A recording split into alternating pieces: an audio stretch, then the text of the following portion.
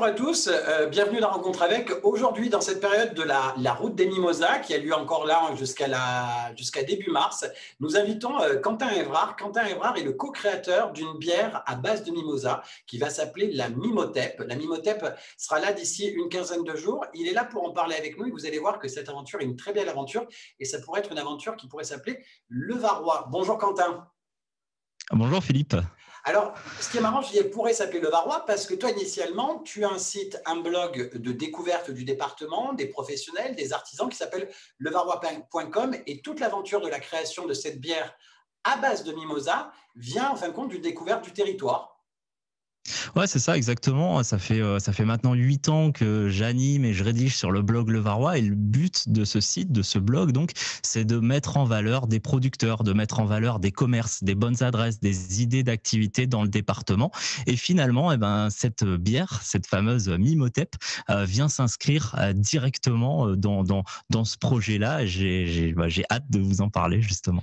Donc, elle vient dans ce projet-là, c'est-à-dire, ça veut vraiment dire, si je n'ai pas de bêtises, c'est-à-dire que ce n'est pas une bière avec du sirop, par exemple, du mimosa, c'est vraiment une bière qui a été créée avec une vraie recette, un vrai brassage élaboré et vraiment réfléchi.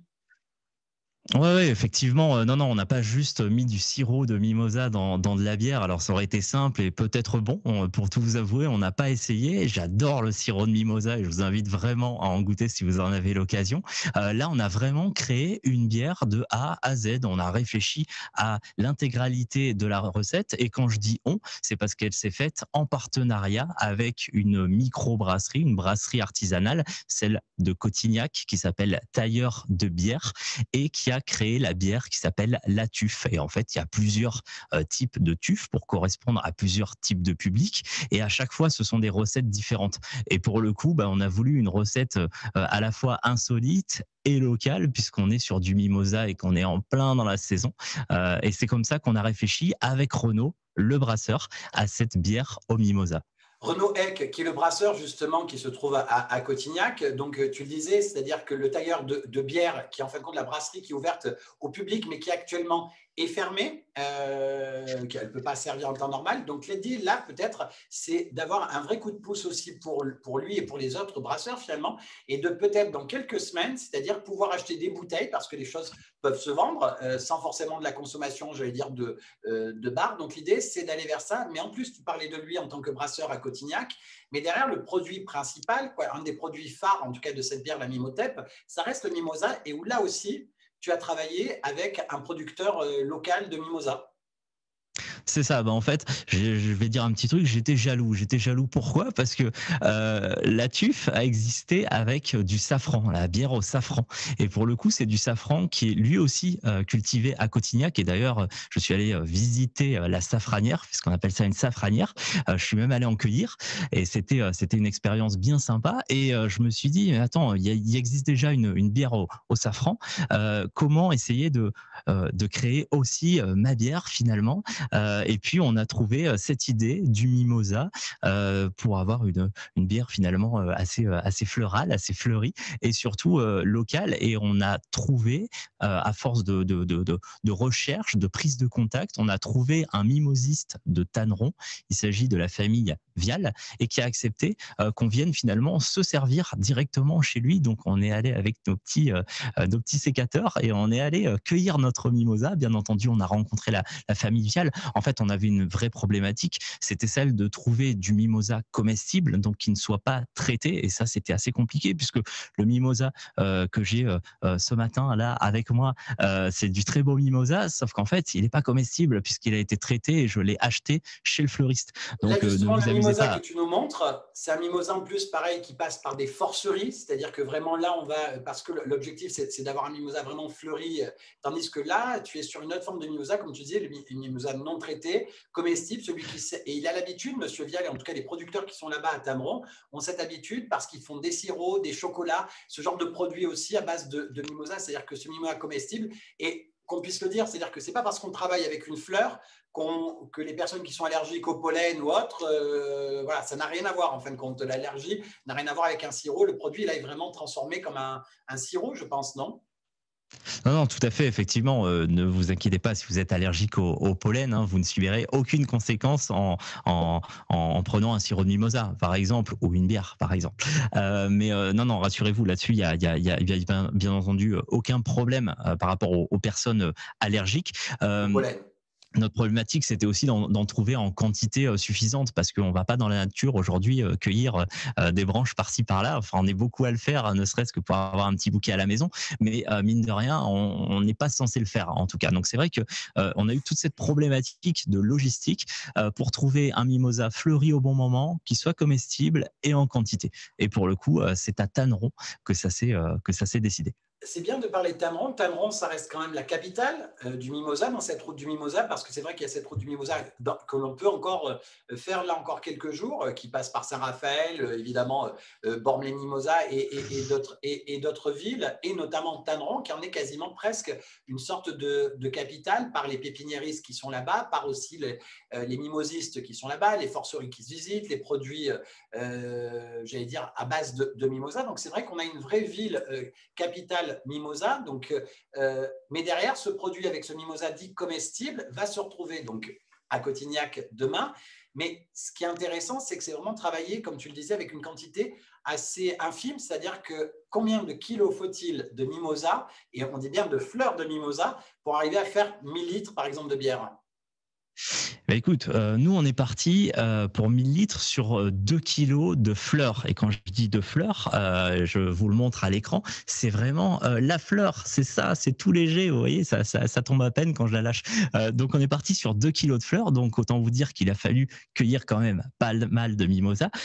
Et il a fallu surtout émonder ce mimosa, c'est-à-dire à l'aide de nos petites mains, enlever chaque petite fleur pour ne pas avoir de feuilles, pour ne pas avoir de branches, pour pouvoir faire infuser ça durant 2 semaines dans la bière et ça nous donnera une bière au mimosa d'ici quelques jours. Là, tu disais 1000 litres. 1000 litres, c'est l'équivalent de combien de bouteilles en tout? Alors, 1000 litres, c'est à peu près l'équivalent de 3000 bouteilles. Sauf que on a Renault, en tout cas, a de par sa brasserie l'espoir. On a tous, je pense, cet espoir d'ailleurs que les brasseries, les bars, les restaurants puissent réouvrir d'ici quelques semaines, d'ici quelques mois. Et donc, on va plutôt sortir 2500 bouteilles au lieu de 3000 pour garder 500, 600, 700 litres au sein de ce qu'on va appeler le brewpub, c'est-à-dire la brasserie, puisque normalement, en fait, ce brewpub, c'est un lieu de vie, hein, c'est un lieu dans lequel on a des concerts, dans lequel Renault reçoit ses clients, il papote avec eux, et c'est quand même extraordinaire d'avoir le brasseur qui est là, avec qui on peut discuter et de déguster finalement sa production en direct.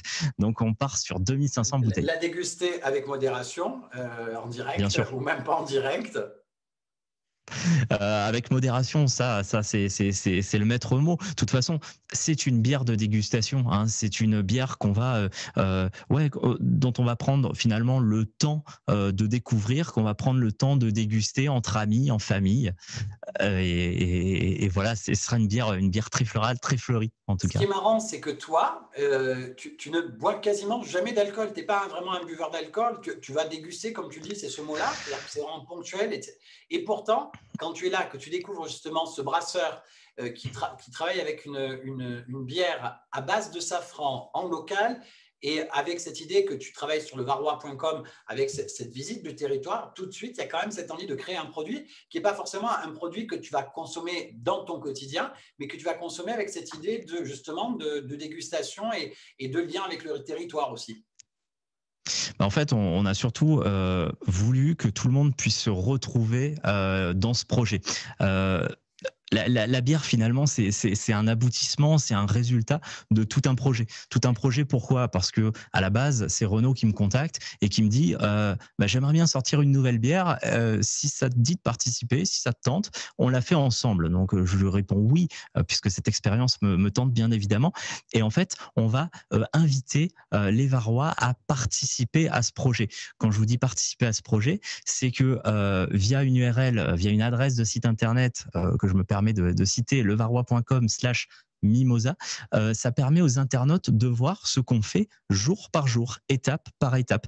Le Ils ont nom de la également bière, Le nom de la bière, c'est Ouais. justement aussi en lien avec ce public-là. Effectivement, ils ont également voté pour un nom. Alors pour certains, ça va parler, pour d'autres pas. Elle s'appellera en tout cas la bière Mimotep. Alors Mimotep, pourquoi? Parce qu'on a voulu faire un petit clin d'œil aux Égyptiens qui ont été les premiers à inventer la bière. Et je viens de lire un article il y a quelques jours dont une brasserie industrielle a été retrouvée en Égypte en fouillant, hein, bien entendu, les sols. Brasserie industrielle qui a été créée il y a 5000 ans. Moins 5000. Donc ça fait beaucoup plus, ça fait 7000 ans.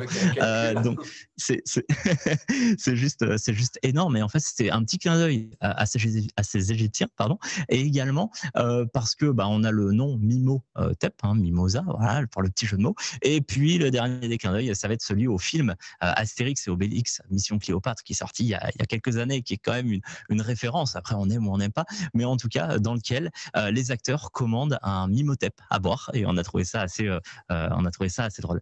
Et oui, mais en fin de compte, c'est vraiment, voilà, tu as fait voter les internautes qui s'intéressaient à ce début de projet, justement, des Varois qui étaient là en train de suivre, ou des passionnés de Mimosa ou autres, peu importe, tous les gens qui étaient derrière et qui suivaient ce projet, tu les as fait choisir, et finalement, Mimotep a été le nom qui a été choisi par les gens qui, et justement, un projet que tu veux aussi inclure dans au sein du territoire, avec cette idée de pouvoir le partager, et tu le citais à l'instant, levarois.com/mimosa, qui permet finalement de suivre l'aventure, de voir toutes ces étapes de fabrication que vous avez faites, et puis bientôt la sortie, parce que pour l'instant, la bière n'est pas encore mise en bouteille du tout.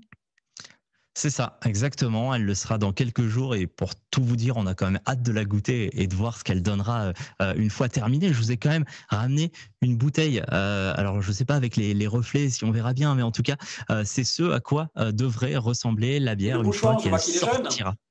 Et la capsule, effectivement, elle est jaune. Forcément, pour le mimosa, on ne pouvait pas faire autrement. En tout cas, effectivement, les internautes ont participé à tout ça. Et d'ailleurs, on a même prévu une petite vidéo d'une dizaine de minutes, vous l'appelez comme vous voulez, un reportage, un documentaire sur la création, encore une fois, dans l'idée de faire participer les Varois, les abonnés du blog Le Varois. Ils sont quand même 50 000 à suivre tout ça.